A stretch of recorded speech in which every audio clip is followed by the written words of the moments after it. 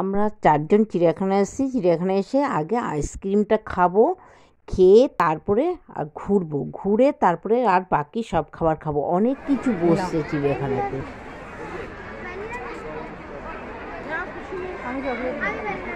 আসুন ice cream ice cream ice cream আইয়ে না না না 3টে চকলেট আর একটা ম্যাঙ্গো।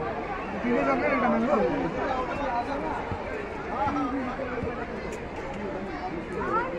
ব্যাস, এবার একটা ব্যানানা, সরি ম্যাঙ্গো। ম্যাঙ্গোটা আমি খাবো, আমি চকলেট ভালোবাসি না, তাই আমি ম্যাঙ্গো খাবো আর ওরা চকলেট খাবে। দারুণ লাগে ম্যাঙ্গোটা খেতে আমার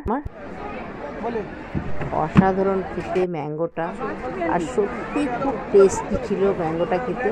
ওরা চকলেট খাচ্ছে কিন্তু ম্যাঙ্গোটা এত ভালো লেগেছে খেতে, এত টেস্টি। আইসক্রিমটার মধ্যে তার মধ্যে রয়েছে একটু আমসত্ব দেওয়া রয়েছে। ও কি যে ব্যাপক খেতে, দারুণ খেতে, যে একবার খাবে সে একবার খাবে, এত ভালো খেতে। আর কি বলবো, এরকম আইসক্রিম আমি আইসক্রিম খেয়েছি অনেক, কিন্তু এই আইসক্রিমটা আমার কাছে দারুণ লাগলো। আমসত্ব দেওয়া রয়েছে, ম্যাঙ্গো আইসক্রিম, ওফ দারুণ কুলপিটা।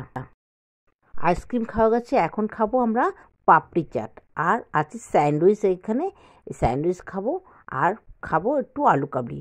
আগে পাপড়ি চাটটা খেয়ে নিচ্ছি আমরা সবাই, খেয়ে এবার যাচ্ছি আমরা একটু আলু কাবলির কাছে। আলু কাবলিটা খেতে দারুণ লাগে, ঝাল টক বেশ দারুণ। আমার এই ফুচকা থেকেও বেশি পছন্দ করি এই আলু কাবলিটা।